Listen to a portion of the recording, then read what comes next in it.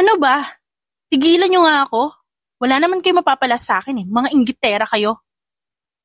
Matapang na tumayo si Hana at pinunasan ng dugo sa kanyang labi. Tinignan niya ang dalawang babaeng empleyado ng kumpanya na ngayon ay gulo-gulo na rin ng buhok dahil sa ginawa niya. Ngumisi siya at natawa na lang. Dahil alam niya ang dahilan kung ba't siya binubuli ng mga ito. Ah, gusto niyo ako umalis dito? Kasi pakiramdam niyo. Hindi niyo na nakukuha ang gusto niyo? Dahil salot ka sa kumpanyang to. Magmula nang dumating ka, hindi na kami sinusunod ng mga utusan namin. Lahat sila lumalaban na sa amin. Sigaw ni Trixie. Kaya nga, ano sinabi mo sa kanila ha? Tanong naman ni Krisha. Sumandal siya sa sink at nanguuyam na pinagmasdan ng mga ito. Aba, sinabi ko sa kanila kung ano ang tama at hindi. Isa pa, hindi lahat ng tao dito mapapasunod nyo. Porke close nyo ang anak ng nagmamay-ari nito, no? Ito na ang araw-araw na sumasalubong sa kanya sa trabaho. Hindi niya alam kung bakit pinag-iinitan siya ng mga empleyado pero naisip niya dahil siguro sa ugali na meron siya. Matapang siya. Laging may sagot sa tama at mali. Malaki rin ang paninindigan niya sa tuwing may umaapi sa kanya. Bagay na wala ang ibang empleyado dahil takot sa dalawang babaeng kaaway niya ngayon. Pinag-initan ka na naman? Tanong ni Maxine nang salubungin siya nito. Wala yun, Maxine. Kayang-kaya ko sila. Nakangising sagot niya at nagpatuloy sa pagpupunas ng sahig.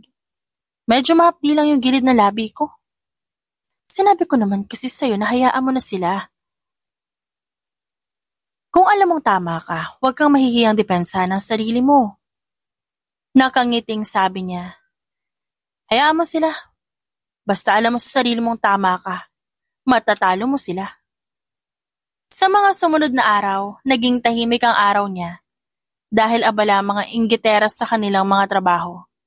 May band-aid ang pisngi niya habang nagpupunas ng salamin at binabati ang mga taong pumapasok ng building. Ngumiti siya at tumango sa mga ito at hinawakan naman ng mop para sa sahig. Good morning, Sir Wancho. Bati ng gwardya. Morning. Malamig na sagot ng binata. Nangunot ang noo niya at napatingin kay Wancho. Matagal niya na ito nakikita at halos kabisado niya ng pangangatawan nito at ang itsura ng mukha ng binata. Aaminin niya naman na talagang gwapo ito at talagang pinag-aagawan ng mga babae dito sa kumpanya. Kaya madalas, napapangiwi siya dahil alam niya marami siyang kaagaw sa mga ito. Sir, dahan-dahan, basta pa po. Saad niya. Natigilan si Wancho at napatingin sa sahig bago sa kanya. Oh, see you again. Ngumisi siya at hinawakan ng mop. Opo, good morning. Aga po natin Meeting. Tinignan siya ng binata. Sugat na naman. Walaan ko, nadapa ka. Mahina siyang natawa at napailing. Ganun na nga po sir, lampa kasi Maganda ka pero lampa ka. Nakangising sabi ni Wancho. Natigilan siya dahil sa sinabi nito. Bago pa siya makapagsalita, umalis na ito dahilan para matawa siya. Inabala niya na lang ang sarili sa trabaho at nang maglakad siya patungo sa hallway, nakita niya sila Trixie. Hana! Tawag nito. Ano na naman? Tanong niya at tamad na binitawan ng mop. Wala naman, kamusta naman ang mga sugat mo? Natatawang tanong nito. Maganda pa rin naman ako kahit may sugat ako. Tinuro niya ang labi nito. Ano nangyari dyan? Pumutok ba? Dahil sa lakas ng palo ko? Nagtagis ang panga nito. Walang yaka, this is all your fault. Gumanti lang ako, Trixie, no? Ngumiti siya at kinuha ang balde at mop. Natapos ang trabaho niya sa araw na yon. At ang tanging naramdaman niya lang ay ang sakit ng katawan niya. Umupo muna siya sa labas at itinali ang mahaba niyang buhok. Ito na talaga ang buhay niya mula noon pa man. Nakikitira lamang siya sa kanyang kaibigan na si Maxine na mag-isa lang din sa buhay. Hana? Tawag ni Wancho. Natigilan siya at nagangat ng tingin sa binata. Sir Juancho, ba't ka nandito? Pauwi na rin ako. Ganun ba? Ingat po kayo Sandali siyang tinignan nito kaya nakaramdam siya ng kaba at pagkailang. Ngumuso siya at nag-iwas agad ng tingin bago umatras. Nandiyan na po yung kotse niyo. Yeah. Tumikim si Juancho. Sino kasabay mo pag-uwi? Si Maxine po. Tumango siya at binuksan ang pinto ng kotse nito. Ingat! Nagkatinginan pa muli sila bago pumasok si Juancho ng kotse. Kumaway siya at agad kinagat ang labi dahil sa mabilis na tibok ng puso. Habang nakatayo siya sa labas, sumunod naman ang CEO ng kumpanya kaya nanlaki ang mga mata niya at agad na tumabi para hindi siya makita nito. Hindi pa rin po namin nahahanap, sir. Saad ng lalaki na kasunod sa medyo may katandaang lalaki. Ilang taon na pero wala pa rin tayong lead sa anak ko. Saad nito. Si Juancho, merong alam ngunit konti lang sinasabi niya sa akin. Susubukan pa po namin palawakan ang koneksyon na sa ganun mahanap na po natin ang anak niyo. Pang-aalo ng lalaki. Bumuntong hininga ang matandang lalaki. Sana nga'y mahanap ko na ang anak ko. Nangungulila na ako sa kanya ng sobra gael. Napalunok siya nang marinig ang sinabi nito. Nagangat siya ng tingin at naabutan ng pagsakay nito sa kotse. Kasama ng mga ito ang dalawa pang kotse na naglalaman ng tauhan para bantayan sila. Ngumuso siya at nakaramdam ng awa at pangungulila. Uy! Binangga siya ni Maxine. Aray ko naman, ano ba? Umirap siya at inayos ang damit. Ano, tara na ba? Naabutan mo ba yung CEO? Tanong nito at sinabayan ang lakad niya. Oo, hinahanap pa rin pala yung anak niya. Oo nga narinig ko milyon na yung nagastos para lang mahanap yung nawawalang tagapagmana. Ang swerte ng anak no, mahal na mahal talaga siya ng tatay niya. Natigilan siya doon at napatingin sa mga bituin. Hinaplos niya ang kwintas niya at napangiti. Dahil kahit papaano, swerte pa rin naman siya at buhay pa siya sa kabila ng lahat ng pinagdaanan niya. Kinaumagahan, nagtrabaho ulit si Hana at nagpapasalamat siya dahil walang inggiterang nakabantay sa kanya.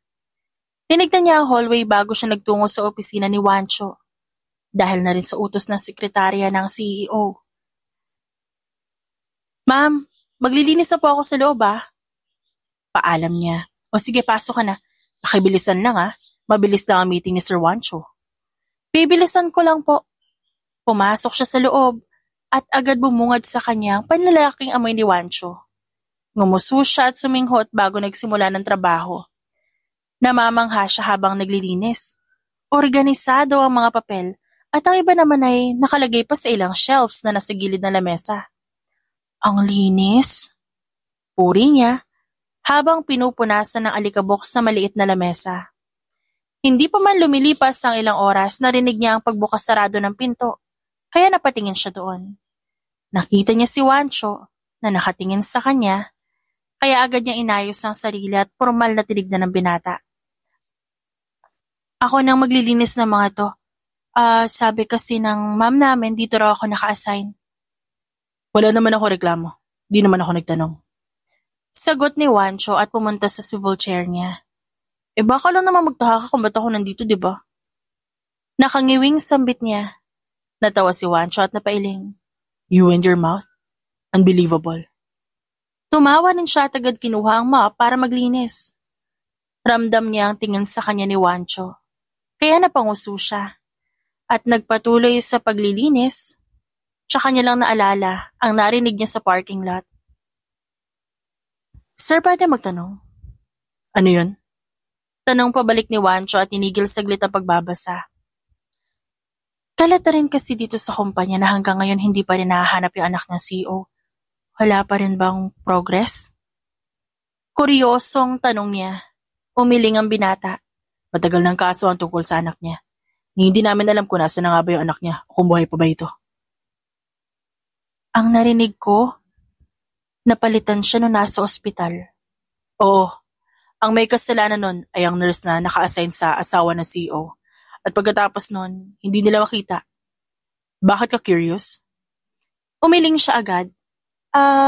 Wala naman po. Nagtataka lang talaga ako. Tsaka curious na rin talaga sa naririnig ko. Tao lang naman ako, sir, no? Pagkatapos niya maglinis ng opisina ni Wancho, inabala niya agad ang sarili sa ibang bagay. Habang naglalakad siya, aksidente niya namang nakita ang matandang CEO ng kumpanya, kung saan hirap ito sa pagkuha ng kape sa pantry. Marahil sa lalim ng iniisip nito, hindi na namalayan na puno na ang baso. Naku, sir! Mabilis siyang pumunta doon at kinuha ang baso. Puno na po at baka mapasok ka. Napakurap ang matandang lalaki. I am sorry. Hindi ko namalayan. Okay lang po. Mukhang malalim po iniisip mo. Nakalimutan mo na yung kape. Nagkatinginan silang dalawa at nakita niya kung paano natigilan na matandang lalaki sa harapan niya. Kung titignan nito, hindi naman masyado matanda. Makisig pa rin ang pangangatawan sa suot na itim na formal na damit. Matalim ito kung tumingin. Nababakas na rin ang wrinkles sa gilid ng mata nito. Ngunit kahit ganun pa man, kayang-kaya pa rin itong humila ng babaeng maganda. Sir? Napakurap ang matandang lalaki. May kamukha kasi. Po? Alam ko naman po na maganda ako pero ang magkaroon ng magkamukha parang imposible po. Tumawa ang matanda. Pasensya ka na, iha. Janitress ka ng kumpanyang ito? Opo, matagal na po ako nandito, sir. Ngayon lang kita nakita. Arnaldo ang pangalan ko. Ngumisi siya at inayos ang baso sa lamesa. Hana po yung pangalan ko. Nakakahiya nga po eh. Nakikipag-usap ako sa inyo. Kayo po yung CEO ng kumpanya na to. Umiling si Arnaldo at pinagmasdan ng dalaga. Marahil, ngayon lang ako naglibot ng building na ito. Madalas ko kasing kasama si Armea. Kaya ngayon lang ako napadpad sa ibang dako ng kumpanya. Pagkatapos nila mag-usap, natawa na lang siya nang maisip na magaan ang loob niya sa matandang lalaki. Pakiramdam niya, may malalim silang koneksyon at may pagkakatulad din ng wangis ng kanilang muka. Napangiwi siya sa kanyang naisip dahil masyado siya naghahangad na maging mayaman. Here's the freak! Sabi ni Trixie na kararating lang. Umirap siya. Nandito ka na naman, ba't ayaw mo akong tigilan? Ano? Porke nakausap mo yung CEO, akala mo papanigan ka niya. Ikaw na hamak na janitress ng kumpanya? Hindi ba sinabi sa'yo ni Armea na layuan mo ang mga empleyado dito? Lalong-lalo na ang CEO? Nagsumbong ka? Galit nitong sabi. Napalunok siya at bumuntong hininga. Nilalayuan ko nga, pero kayo tong lapit na lapit sa akin. Sino ba may problema ngayon? Hinawakan siya ni Krisha sa braso at nakangising pinagmasdan siya. Alam mo, huwag ka nang maghangad ng kayamanan. Huwag kang mag-assume na magiging maganda ang buhay mo dito. Ngayon nagkakilala kayo ni Sir Arnaldo. Habang buhay kang janitress sana. Habang buhay kang puppet sa kumpanyang ito. Nagtagis ang panga niya.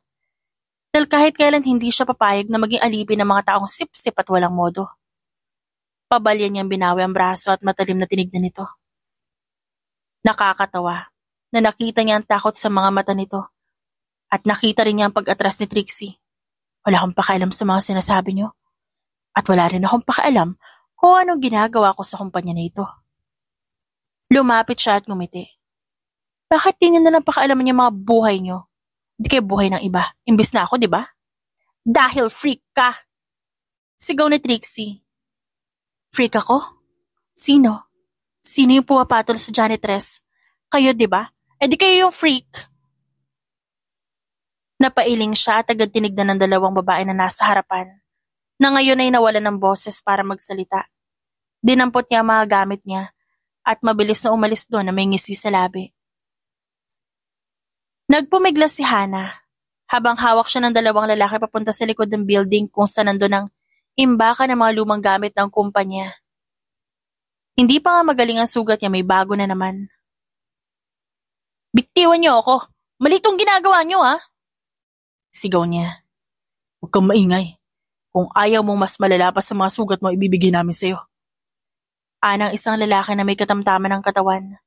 Si Trixie ba nag-utos dito? Alam ba to ni Sir Wancho? Pasalampak siyang hinagis ng mga ito sa isang puno Dahilan para malakas na tumama ang likod niya doon. Galit niyang tinignan ng dalawang lalaki na nakangisi at pinagmamasdan siya habang nakaupo. Wala siyang maisip kundi ang lumaban sa mga ito. Nang sa gayon, makalayo siya at makapagsumbong. Yan ang bagay sa'yo kasi hindi mo kami ginalang. Umalingaw-ngaw ang boses ni Trixie. Ikaw na naman? Hindi ka ba nagsasawa ha? Ba't ako magsasawa kung masarap kang abasuhin, Hana? Tumawa siya at numura sa gilid. Nabatingin mo sa sarili mo? Bata, Trixie? Hoy, empleyado ka ng kumpanya na to? Sinampal siya nito. Manahimik ka! Nagtagis lalo ang panga niya. At mabilis na napatayo nang hilahin siya nito. Dalawang magkasunod na sampal sa kanyang pisngi ang natanggap. Isang suntok sa tiyan galing sa lalaking sumalubong sa kanya. Dahilan para mangilid ang luha sa mga mata niya. Magbabayad kayo! Sisiguraduhin ko naluluhod kayo sa harap ko. Tumawa si Trixie at nilapitan siya. Wala namang mawawala sa amin, Hana. Sa'yo marami. Kaya dapat mong alalahanin ay trabaho mo. Tinignan nito ang dalawang lalaki at ngumiti. Kayo nang bahala sa kanya, boys. Alam niyo na ang gagawin. Tumayo siya at sinuntok ang lalaki ngunit hindi yung sapat para matumbay ito. Naupo ulit siya nang itulak siya ng mga ito at umilag siya nang hawakan nito ang hita niya. Nanginginig man sa takot, mabilis pa rin siyang lumaban at sinipa ang isa. Aba, matigas ka! Tumawa ang isang lalaki. Hana! Umalingaw-ngaw ang boses ni Wancho. Nanlaki ang mata niya nang tumilapon ang lalaki sa lakas ng sipa ng binata at agad itong sinuntok ang isa pa. Mabilis siyang tumayo at agad umatras, lalo na may dumating na kalalakihan na may malalaking katawan. Hinihingal na lumapit sa kanya si Wancho at pagkatapos hinawakan nito ang kamay niya. You okay? I thought I'm late. Suminghap siya. Salamat at dumating ka. Umiling ang binata. Pinapahanap ka ng CEO. Dahil hindi kita makita sa buong building. He's very fond of you. Gusto niya magpasalamat sa'yo. Sa sumunod na oras ay nagpahinga siya at naisip ang kagagawan nila Trixie. Kasama ang mga lalaking inutusan nito. Ginamot ni Maxine ang mga sugat niya habang nakangiwi ito nakatingin sa kanya. Insecure talaga yung mga babaeng yun sa'yo. Akalain mo nga naman na gustong-gusto nilang bangasan yung mukha mo. Ikaw naman kasi, ang ganda-ganda mo. Natatawang sabi ni Maxine. Napailing siya. Kahit magsumbong ako, poprotektahan sila ni Armea. Isa pa yung Armea na yan eh. Anak kasi sa labas kaya ganyan na ugali. Maxine, baka may makarinig sa'yo. Umirap ang kaibigan niya. Totoo naman no. Alam ng lahat na anak siya sa labas. Kaya kung may makarinig man, parang wala na lang. Hindi siya pumasok sa sumunod na araw at nanatili lang siya sa bahay ng kaibigan niya.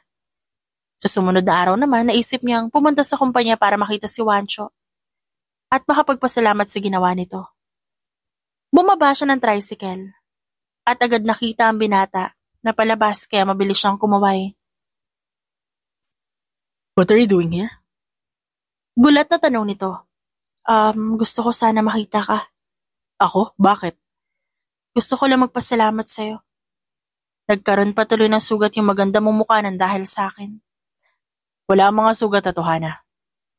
Umiling si Wancho. Nagkatinginan silang dalawa. At yun na ang malakas na tibok ng puso niya. Huminga siya ng malalim. Dahil noon pa man alam niyang hindi pwede ang nararamdaman niya para dito. Masyadong mataas si Wancho at isa lang siyang janitress. Gustuhin niya man ng binata, parang hindi yun pwede. Dahil sa estado nilang dalawa. Pasensya ka na, ito lang yung kaya ko. Pero masarap to.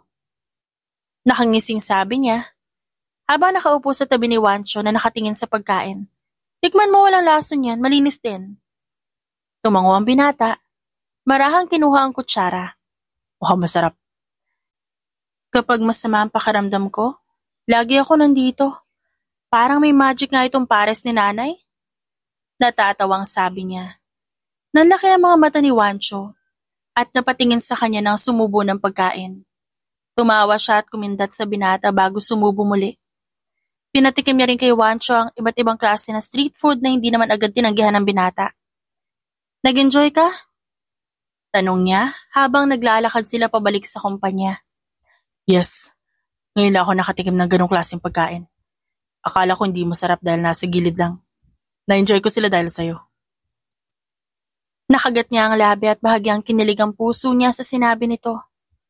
Huminto sila hindi kalayuan sa building. Palubog na rin ang araw at hindi man lang niya namalaya na hapon na.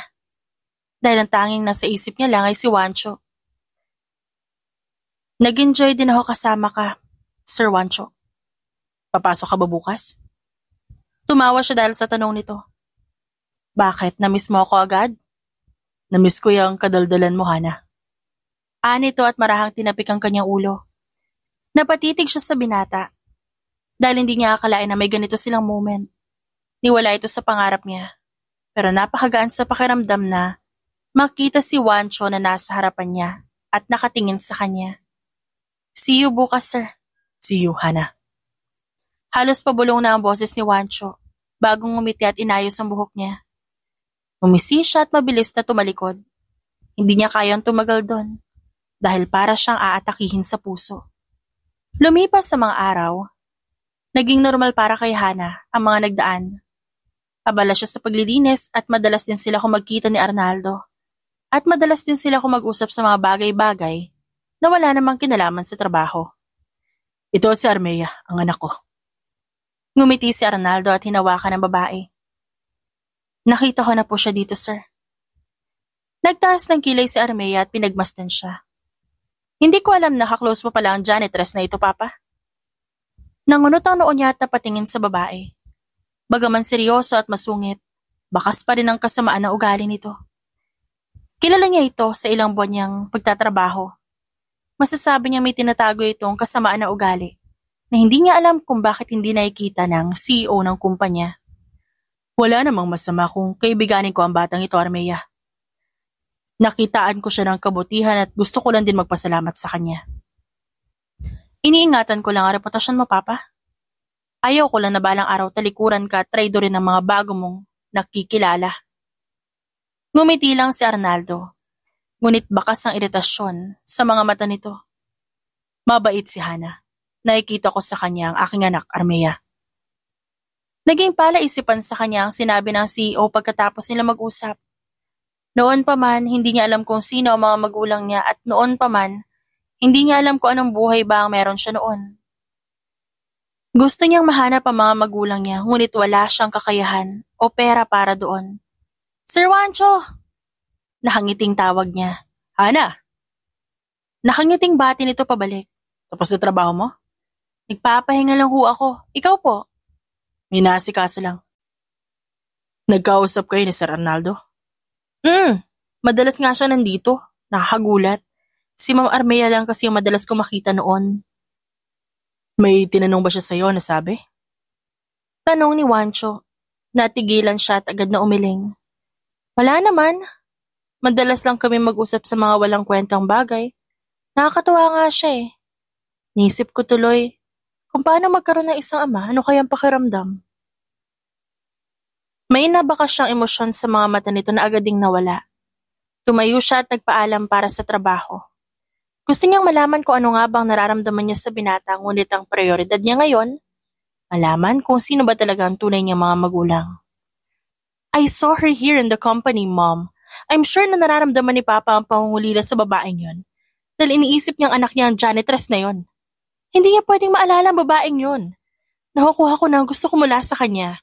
At ayoko ang babaeng yun ang hahadlang. Boses yun ni Armea. I know, anak. Gagawa ko ng paraan para dyan.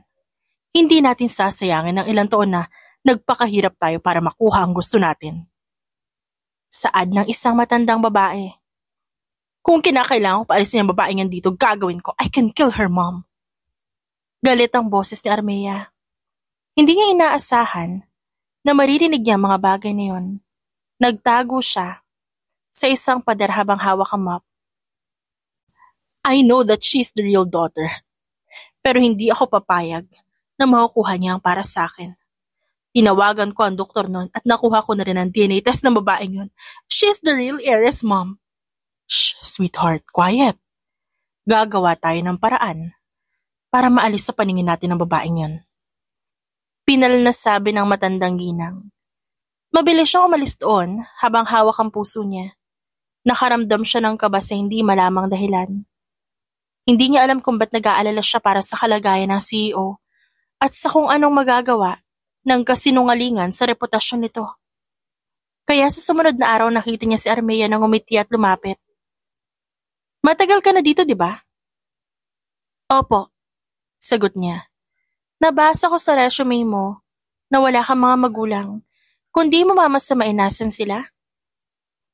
Napatitig siya saglit kay Armea. Bakit iba ang pakiramdam niya? Bakit iba ang tibok ng puso niya? Huminga siya ng malalim at sumagot. Hindi ko kilala ang mga magulang ko, ma'am. Nasa bahay ampunan lang naman ako noon. Bago inampun ng mga magulang ni Maxine. Bakit ho? Nakangiting umiling si Armea. Wala naman. Curious lang ako at gusto ko lang masiguro na hindi malalagay sa panganib ang reputasyon ng pamilya ko. I also heard that you and Juancho are close. Close mo ang mapapangasawa ko, Hana? Natigilan siya at hindi makapaniwala na napatingin sa babae. May kirot sa puso niya tila nanikip ang kanyang dibdib. Hindi. Boss ko siya at sinusunod ko lang yung utos niya. That's good. Hinawakan ni Armea ang braso niya. Mas mabuti ng klaro tayong dalawa.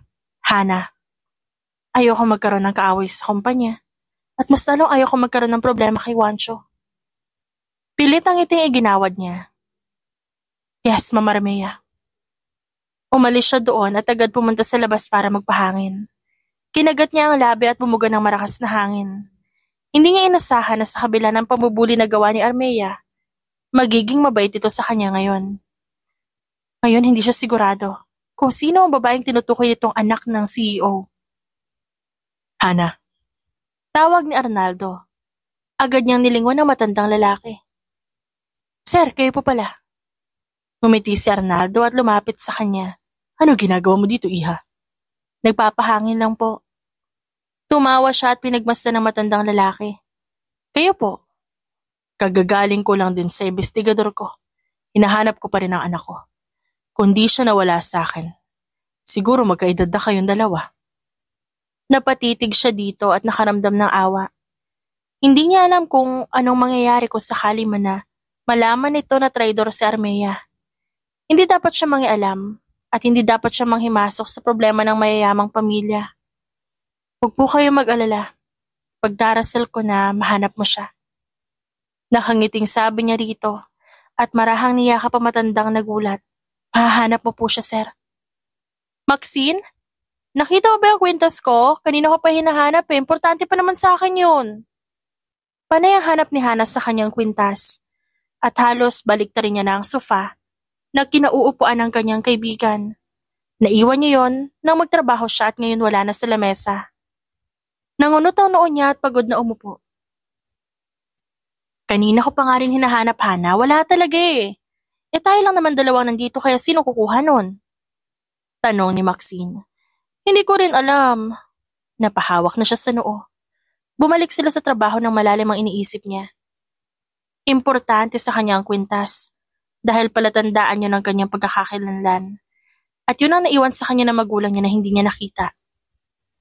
Madalas ko na kayo makita ni Sir Juancho, ha?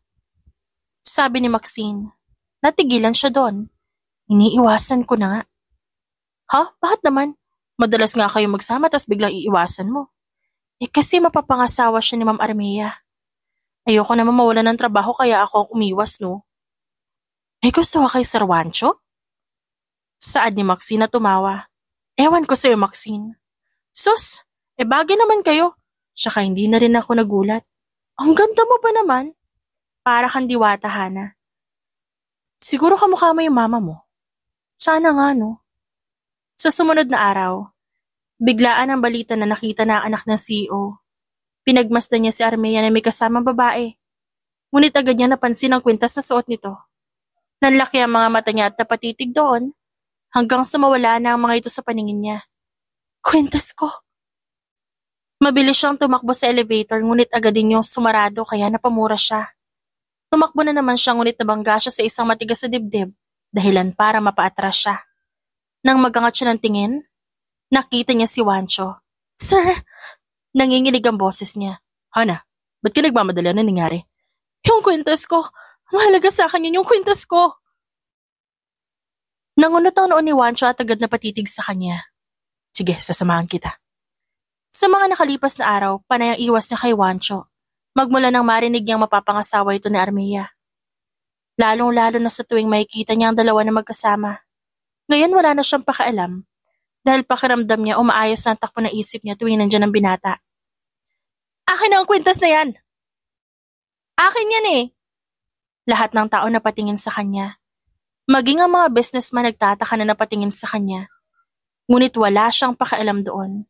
Dahil ang mahalaga, makuha niya importanteng bagay sa kanya. What are you doing?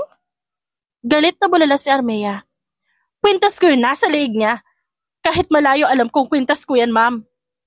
Tumawa si Armea. Napapaliw ka na ba talaga?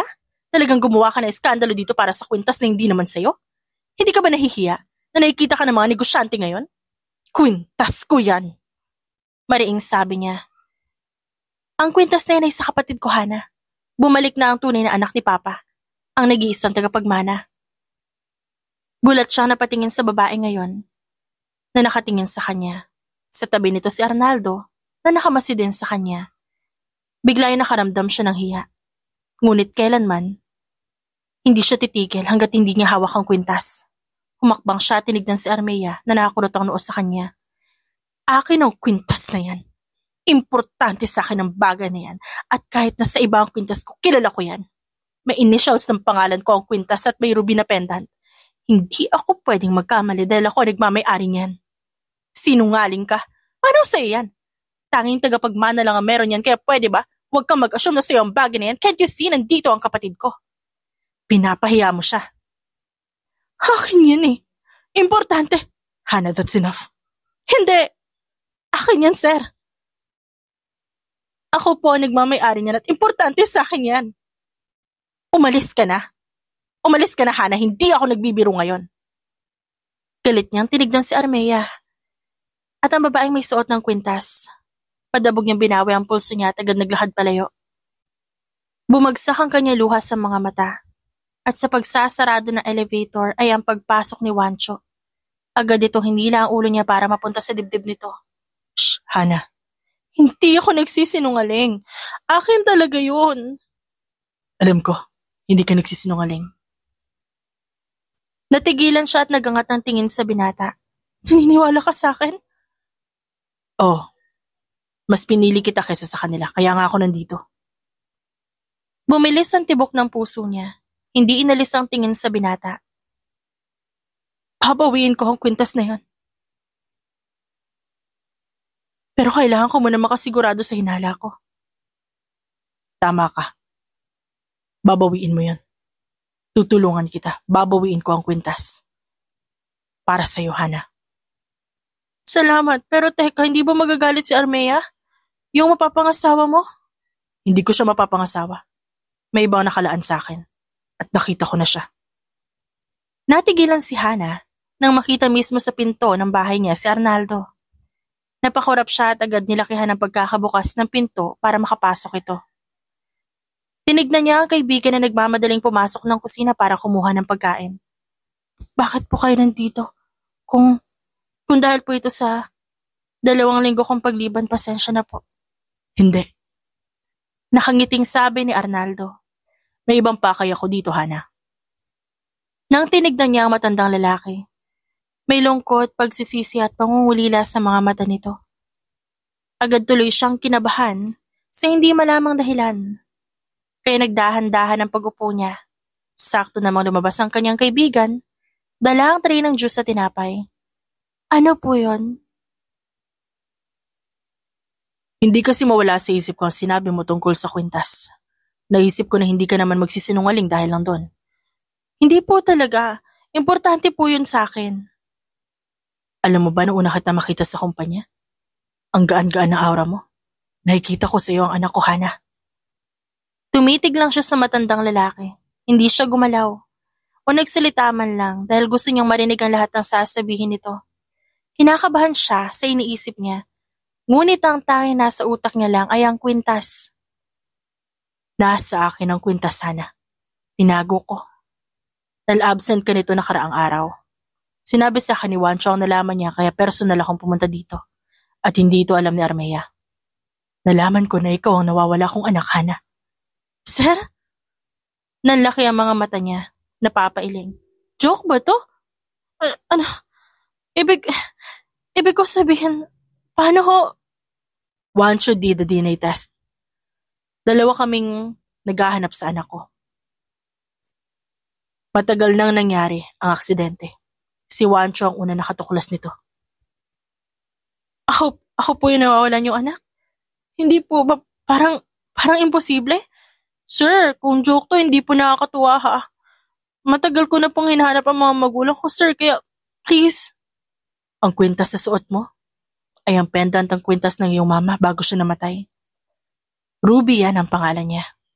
Binigay ko ang alahas na yon nang ipinagbubuntis niya ang anak naming dalawa.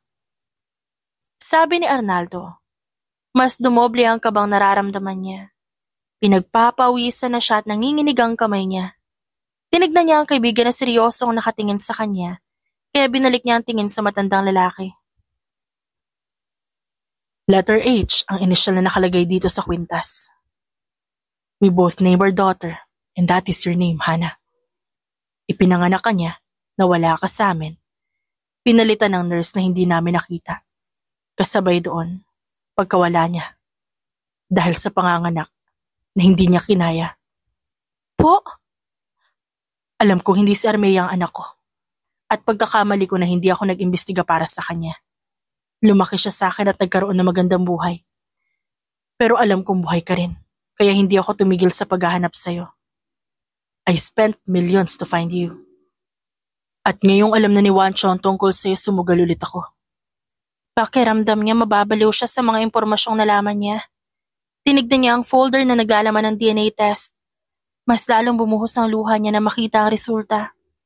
Kaya nang sinabi mo na pag-aari mo ang kwintas, sinabi ko kay Wancho ang nangyari. Pero ang batang yun may hinala na pala.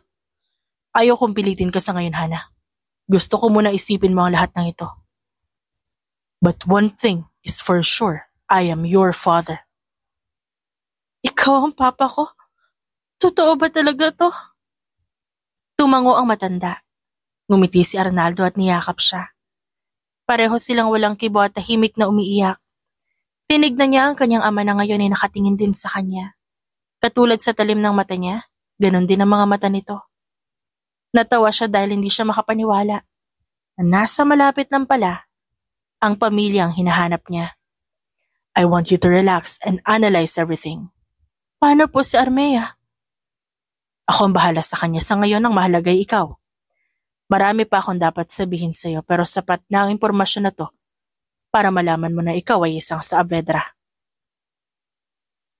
Nang makaalis si Arnaldo, nang hina siyang napaupo at napatingin sa kaibigan na malaki ang ngiti sa labi. Hindi niya alam kung matutuwa ba siya o paano niya ba tatanggapin ang lahat. Hindi siya nagbibiro, Hana. Nahanap mo na yung mga magulang mo at akalain mo, napakayaman mo, best, Diyos ko. Hindi pa rin ako makapaniwala, Maxine. Aniya at napahawak siya sa noo. Ang tagal mo naghintay dito, Hana, ha? Tagal mo ring nangulila sa mga magulang mo.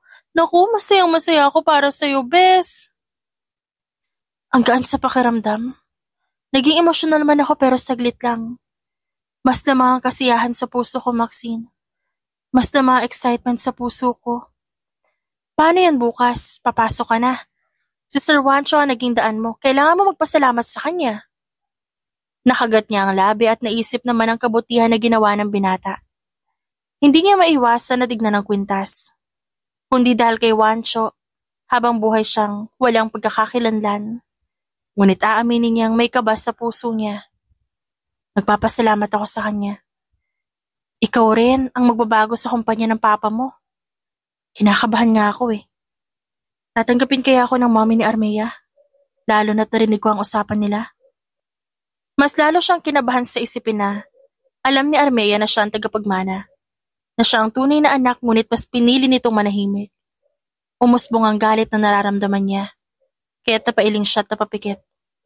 Hanggat nasa tabi mo ang papa mo, walang mangyayari sa'yo. Umakto ka na parang wala lang, Hana. Kung kaya nila maglaro, kaya mo rin. Makipaglaro ka sa kanila, ipakita mo kung sino ka. Wancho, anong ginagawa mo dito? Hindi siya makapaniwala na makikita niya sa pagpasok niya ang binata.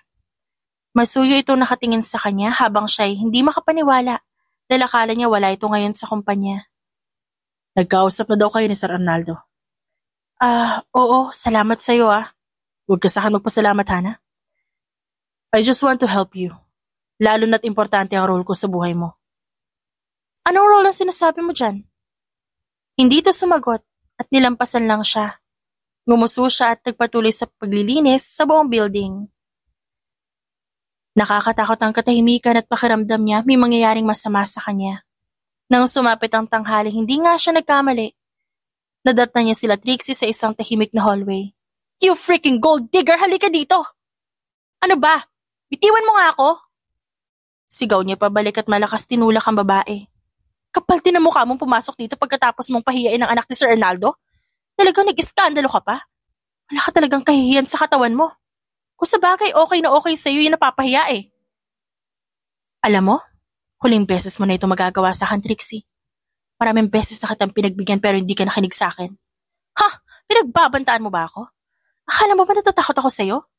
Tignan lang natin. Kung hindi ka pa masinda kapag nalaman mo kung sino ako. Armea will know this. Sure ako ipapaban ka niya dito dahil pinahiya mo ang kapatid niya. Gusto mo mawala ng trabaho? Sure, Hana. Para naman wala ng peste sa kumpanyang to. Natatawang sabi ni Krisha. Sige lang, Krisha. Sa susunod hindi ka na makakatawa ng ganyan. Sa sumunod na araw naman, personal na dinala ni Wancho ang damit niya para sa event ng kumpanya. Magmula nang malaman niya ang katotohanan, naging sunod-sunod ang mga gagawin niya. Kinakabahan siya sa hindi malamang dahilan at natatakot siya na mag-iiba na ang takbo ng buhay niya. Kinakabahan ka? Tanong ni Wancho habang nakaupo sila sa labas ng bahay nila. Medyo lang. Bakit?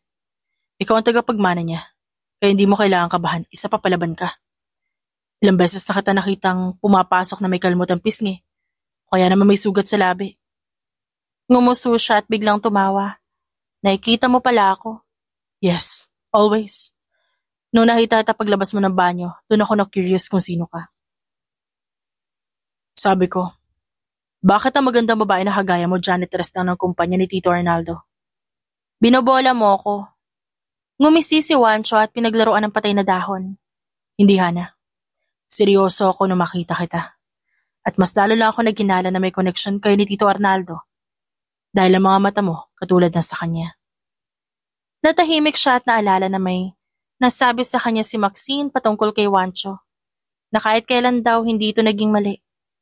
Lumaking matalino ang binata at madalas tahimik, ngunit kapag nagsasalita laging may sense. Kaya nga niya nagustuhan si Wancho eh.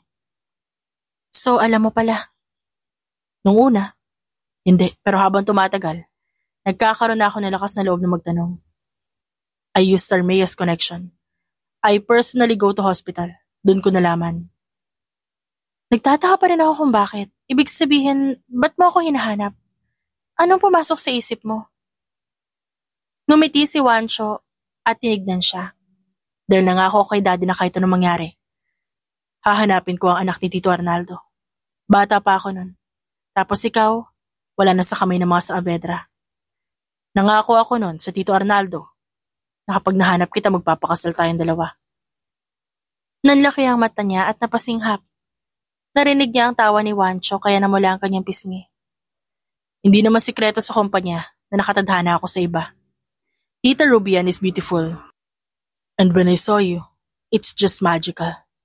I suddenly feel attracted. Kaya naman lagi ako nasa kumpanya. Ikaw ha? Pang-aasar niya. What? Nagsasabi lang ako ng totoo. Kung iniisip mo si Armea mapapangasawa ko, hindi. So ako, ngumuso siya para hindi ipahalata ang nararamdamang kilig. Ano sa tingin mo? Nagkatinginan silang dalawa at sabay lang din nag-iwas ng tingin. Susunduin kita bukas. Basag ni Wancho sa katahimikan. Sige. Gigising ako na maaga. Don't worry about the wedding. ayokong pilitin ka. Mas mahalaga pa rin ang desisyon mo. At kung gusto mo, magbanding muna kayo ni Tito Arnaldo. Nakagat niya ang labi at napatango. Ganito pala ang pakiramdam na gusto ka rin ng taong gusto mo? Para natuloy siyang nakalutang kahit nakaupo lang naman. Huminga siya ng malalim at napatingin kay Juancho. I need to go. Uwi ka na? Magkikita naman tayo bukas. Don't worry, susunduin kita. Ikakasal tayo? Tanong niya ulit. Yep, if that's what you want, I'm fine being with you. Nagkibit balikat pa ito. Ngumiti siya at tumango. Tinignan niya ang binata at natigilan siya ng marahan nitong naglakad patungo sa kanya. Mas lalo siya nagulat nang hawakan nito ang pisngi niya. At sa pag-aakalang hahalikan nito ang kanyang labi, napapikit siya. Tumawa si Juancho bago marahang hinalikan ang kanyang noo. See you bukas, Miss Saavedra. Bulong ni Juancho. Bumuntong hininga si Hana habang inaayusan ng makeup artist. At iba pang kababaihan ay pinadala ng kanyang ama. Nang malaman niya ang tungkol sa kanyang katauhan, pakiramdam niya maraming nagbago sa kanya. Dapat ba talagang ganito yung ayos ko? Tanong niya. Tumawa ang babaeng nag-aayos sa kanyang buhok. Ma'am, kayo po ang anak ni Sir Arnaldo. Ang tagal niya po kayong hinintay at espesyal itong araw na to para sa kanya.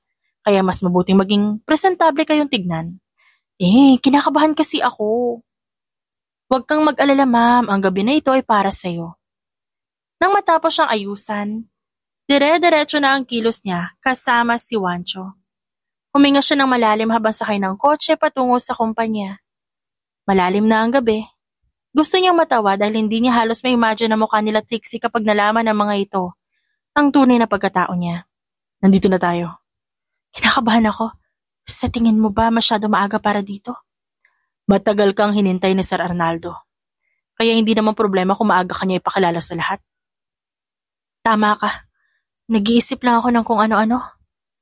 Aniya at mahinang kinurot ang braso. Nang makarating sa kumpanya, nakahilera ang mga bodyguard para sa proteksyon niya. Dahilan para magulat siya. Tanging ang mga malalaking tao lang ang kasama niya patungo sa likod ng event hall ng kumpanya. Nang makarating siya doon, nasa backstage siya para pakinggan ang mensahe ng kanyang ama. Nais kong sabihin sa inyong lahat na ang event na ito ay hindi lamang espesyal para sa akin, kundi para na rin sa isang importanteng tao sa buhay ko bilang isang ama. Matagal na panahon ko nang hinanap ang aking anak at matagal na panahon na rin ako hindi tumigil sa paghahanap ng kasagutan sa aking mga katanungan. Ngumiti si Arnaldo sa mga bisita. Huminga siya ng malalim at tinignan si Juancho na nakahawak sa kamay niya. Hindi ko na ito patatagalin pa, ang aking anak, tagapagmana at nag-iisang yaman. Hana Saavedra. Marahan siyang lumabas at kasabay nun ang pag-click ng mga kamera. Habang naglalakad siya kasama si Juancho. Naging dahan-dahan ang paglingon niya sa harap ng maraming tao. At agad niyang nakita ang pagkagulat ni Armea, kasama si Trixie at Krisha, na nakanganga habang nakatingin sa kanya. Siya ang aking tagapagmana. Hindi ako makapaniwala na ang janitress na ito sa aking kumpanya ay siyang anak ko. Nagmamalaking sabi ni Arnaldo. Magandang gabi po sa inyong lahat. Maraming salamat, Dad. Sa pagtanggap mo sa akin at sa pagpapatunay na ako ang anak mo. Maraming salamat din po sa inyo. Kitang-kita niya ang gulat sa mukha ni Armea at ang pinaghalong kabatakot habang nakatingin sa kanya. Naging abala siya sa gabing yun dahil pinakilala siya ng kanyang ama sa mga kaibigan nito at ilang kilalang negosyante. Nakahinga lang siya ng maluwag. Nang mabitawan siya nito, kaya malaya siyang nakipag-usap sa mga tao. So, anak ka pala ni Sir Arnaldo? Tanong ni Trixie na biglang lumapit. Nilingon niya yon at kumiti. Nakakagulat ba? Hindi lang kami makapaniwala. Awkward itong tumawa at napalunok. Gusto lang din sana namin humingi ng tawad sa nagawa namin ni Krisha. I know we're wrong. Napagutusan lang kami ni Armea. Nanliit ang mga mata niya at tuluyan ang humarap sa mga ito. Kitang-kita niya ang kabas sa mata ng dalawang nambuli sa kanya noon. Kung talaga nagsisisi kayo sa ginawa niyo, sana noon pa lang na janitress ako humingi na kayo ng tawad. Kaya nga humihingi kami ng tawad ngayon, Hana. We can have our second chance, right? Ano sa tingin mo, Trixie? Hana, don't be hard on us. Come on, friends naman tayo, diba? Isa pa natutuwa kami na nahanap na ni Sir Arnaldo yung anak niya. Akalain mo nga naman, ikaw na isang janitress biglang yayaman? Kung gusto niyo mapatawad ko kayo, lumuhod kayo sa harap ko. Ano? Sabay na sabi ni Trixie at Krisha. Luhod. Napalunok ang dalawa at sabay na lumuhod sa harapan. Ngumisi siya at tinignan ng dalawang taong nagpahirap sa buhay niya bago niya hinablot ang wine glass na dala ng waiter at sinabuyan niya ang mga ito na napasigaw dahil sa gulat bago siyang umiti at umalis doon. Natapos ang gabing yun at pagod siyang sumakay sa kotse dahil uuwi sila ng mansyon. Kabado siya at di mapakali. Magtatagpo ang landas nila ni Armea. Kaya na makarating siya sa mansyon, tahimik siya. Papa, paano ka po ba nakakasiguro na anak mo ang janitress na ito? Dahil ba sa kwintas? Hindi ba sinabi ko naman sa iyo noon na ako na ang bahala? Armea, pagod ang kapatid mo. Pwede bang bukas na natin ito pag-usapan? Papa, ilang linggo mo lang siya nakilala. Malay ba natin kung niloloko tayo ng babaeng yan? Ginagamit lang ang kwintas para manloko. Para yumaman siya. Natatarantang sabi ni Armea. Papa, gusto ko lang naman. Itinatago ka ba, Armea? Biglang tanong niya na ikinabigla nito. What do you mean? Kasi natataranta eh. Aligaga at kinakabahan. Nakangiting saad niya dito. I just want to make sure na hindi mo kami niloloko. Ba't ko naman kayo lolokohin? Ako ba talaga yung manloloko dito o yung mga taong may tinatago? Nakita niya ang pagdaan ng galit sa mga mata ni Armea habang siya ay kalmadong nakatingin sa kanyang kapatid.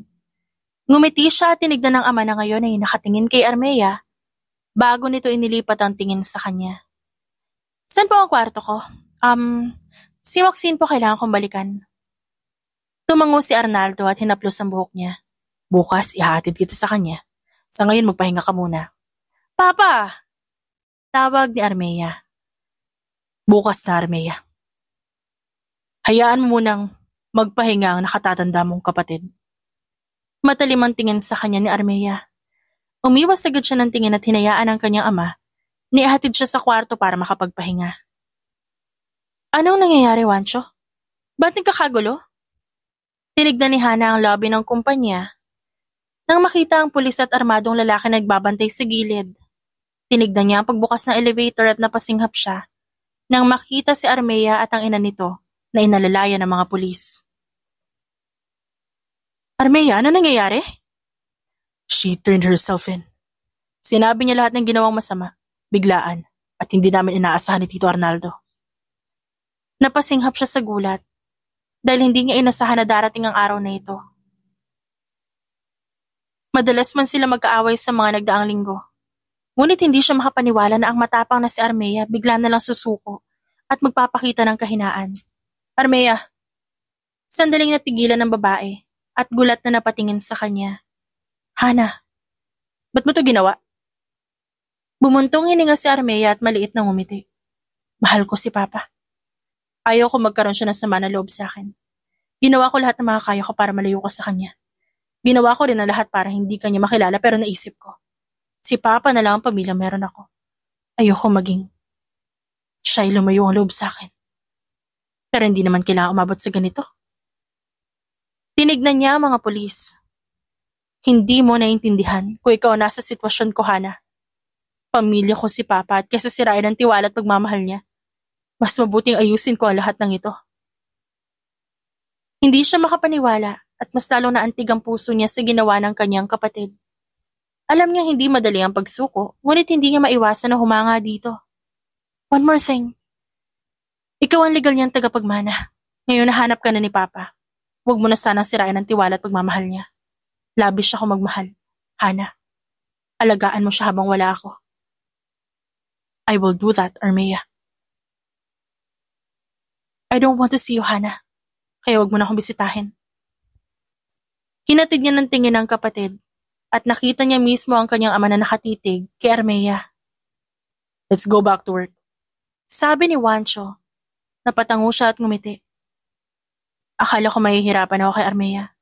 Umahanga ako sa tapang niya. Mahal niya ang tatay mo, Hana. I witnessed that. Tinulungan ko din siyang sabihin sa papa mo ang lahat. Ano? Namulsa si Wancho at hinaplos ang buhok niya. I did everything that I can. Magiging asawa na rin kita. At ang tanging gusto ko magkaroon ka ng tahimik at payapang buhay kasama ako at ang papa mo. Sa sumunod na buwan, naging maayos ang daloy ng buhay niya. Paminsan-minsan nakikibalita siya tungkol sa kapatid. Nagkaroon siya ng opisina sa kumpanya. At siya na ngayon ang namamahala sa ilang sektor ng kumpanya. Ibang-iba na talaga ang buhay niya magmula noong naging isa siyang Saavedra. Congratulations!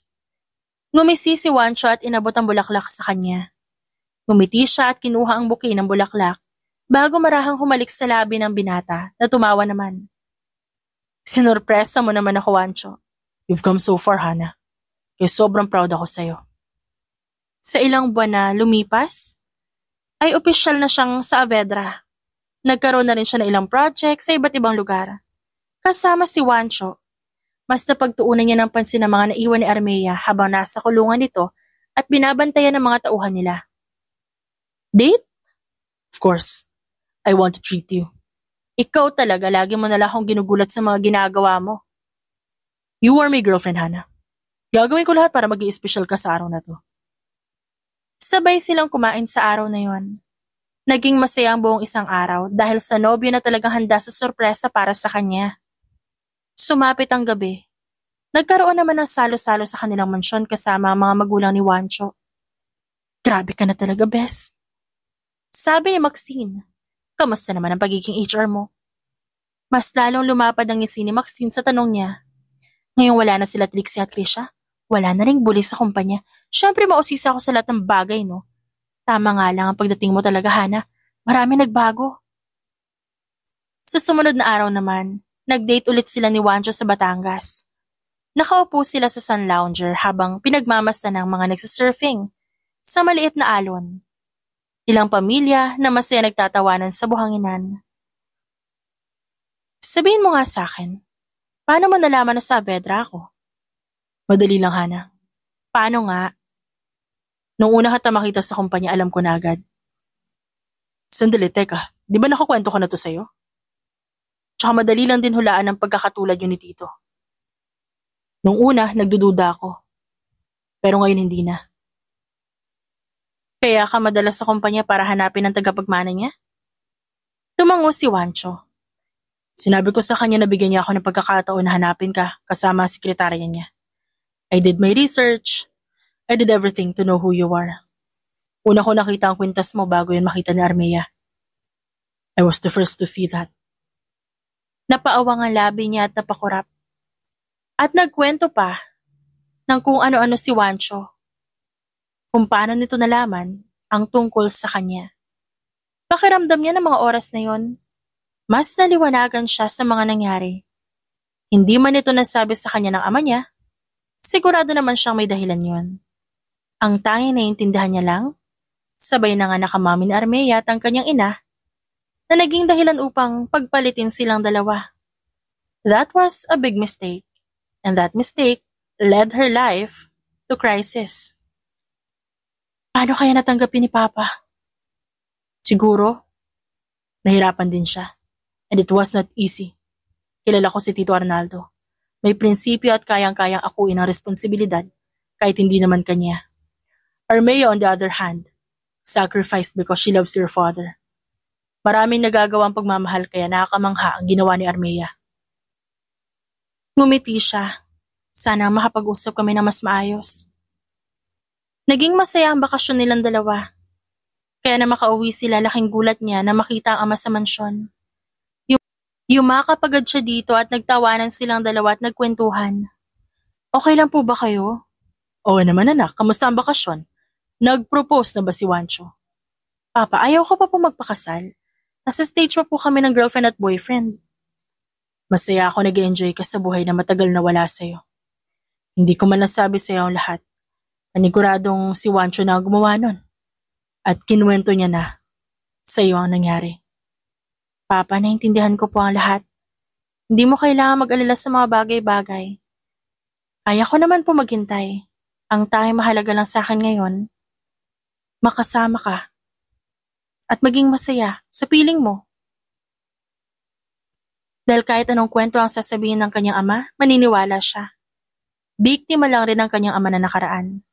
At nandito siya para ayusin yon. Mahal na mahal kita, Hana, anak. Mahal din po kita, Daddy. Papa o Tatay, kahit ano pa itawag ko sa inyo, mahal na mahal ko kayo. Years later, nakangiti niyang pinagmasdan si Armea habang naglalakad, dala-dala nito ang lahat ng gamit. Sa airport silang lahat para salubungin ng kapatid na galing ibang bansa upang magpagaling at maghilom sa nakaraan. Nang makulong ito, tumagal ito na ilang taon doon at pagkatapos, nagtungo na ito na ibang bansa. Armea! Papa! Gulat at hindi makapaniwala na tawag ni Armea. Nakita niyang nagyakapan ng dalawa, dahilan para mas lalong lumawak ang kanyang ngiti. Nandito si Hana? Narinig niyang tanong ni Armea. Napalingon siya doon at nakita ang kapatid na hinahanap siya. Kumusta? Tanong niya. Humiwalay si Armea sa pagkakayakap. I can't believe that you're here, Hana. You made me happy. Gusto ko talagang salubungin ang pagdating mo kaya ako pumunta dito. Halika na, may malaking salo-salo sa mansyon. Ilang taon nang nakalipas, naging maganda ang buhay niya na ikasal sila ni Juancho. Hindi siya makapaniwala na umabot sila ng maraming taon bago magdesisyong ikasal. Ilang taon din na nagdaan, naging mas maganda ang takbo ng negosyo nang dahil sa kanya at kay Juancho. Nag-merge ang kanilang kumpanya at gumawa sila mag-asawa ng sariling pangalan sa mundo ng pagninegosyo. Wow, para sa akin lahat ng to? Yes, sa'yo lahat yan. Hana, I couldn't thank you enough for this. Ani Armea at nangingilid ang luha sa mata nito. Mula sa kusina lumabas ang dalawang bata na may dalang maliit na cake. Nanlaki ang mata ni Armea habang nakatingin sa mga ito bago lumipat sa kanya ang tingin na bakas ang pagkagulat. These are my babies, Armea. What? Oh my God! Talagang kinasal kayo ni Juancho? Oo naman, no. Gusto niya akong pakasalan eh. This is Jasmine. Ito naman si Harper. They're twins at excited sila makita ka. Pinanood niya ang pagbati ng kambal kay Armea at mula sa pagkakatayo, nakita niya ang pagbuhos ng luha ng kapatid. Niyakap naman ni Armea ang kanyang kambal na anak. Kaya mas lalong napahagulhol ng iyak ang babae. Kumain na tayo para sa pagbabalik na Armea. Naging masaya ang salo-salo na yon. Kahit wala ang ina ni Armea na itinakwil ng kanyang ama dahil sa pagsisinungaling nito, masaya pa rin sila. Umamin silang dalawa ng kasalanan yun ilang taon ang nakalipas at ngayon, masaya na ang buong pamilya. Mama, maglalaro po kami. Paalam ni Harper. Sa labas po. Nakangiting sabi ni Jasmine. Bumalik agad pagtatapos na kayo Sabihin kay Manang kung may kailangan. Aniya. Sinundan pa ito ng tingin ni Juancho. Hinalikan muna ang ulo ng mga anak, pagkatapos ay nagbabala na wag lalayo. Nang ikasal sila ni Juancho, mas lalo niyang naramdaman ng malalim nitong pagmamahal para sa kanya. Natagpuan niya ang lalaking tanggap siya at lalaking handang gawin ang lahat para sa pamilya. Lalong-lalo na sa mga bata. Nakatutuwang isipin na dati naniniwala siya na hanggang doon lang ang buhay niya at wala na talaga siyang pag-asa para makaranas ng masarap na buhay. Ngayon, kasama niya ang kanyang pamilya. May maayos na tahanan, may mapagmahal na asawa at mga anak. You look so happy. Puna ni Armea habang pinapanood niya ang kambal. Matagal na ako masaya sa buhay na meron ako. Naging sobra lang nang dumating sila. Bumuntong hininga si Armea. Humahanga ako sa'yo, Hana. Mas lalo mong pinatunayan sa akin na wala talagang hahadlang sa'yo. I know this is too much because I said sorry years ago. Pero hindi pa rin ako titigil sa kakahingi ng tawad sa'yo at kay Papa. Matagal nang nangyari tungkol sa nakaraan, Armea. Ang importante ngayon magkasama na tayo at aayusin natin ang hindi naayos noon. Just like your mother, you're very kind. Hindi kailanman nagtanim ng sama ng loob at galit kahit kanino. No wonder why Juancho loves you so much. Makakahanap ka rin ng para sa iyo, Armea. Habang pinapanood nila ang kambal, isang yakap mula sa likod ang sabay nilang naramdaman. Tumawa si Arnaldo at hinalikan ng noo ng kanyang mga anak. Masaya ako nagkakasundo na kayong dalawa. Papa! Gulat na tawag ni Armea. Lagi kang welcome dito sa bahay, Armea. Laging bukas ang pinto ko para sa'yo dahil anak din kita. At nag-asaran pang mag-aama. Si Arnaldo, hawak ang dalawang babae sa magkabilang balikat at nagkukwentuhan. Tumatawa silang lahat habang nakatingin sa kambal na nagpipicture sa kanila gamit ang kamera na hawak ni Jasmine. Sa ganitong sitwasyon nila nahanap ang kasiyahan na alam nilang lahat na kahit sino, walang makatutumbas, walang makalalampas. The end.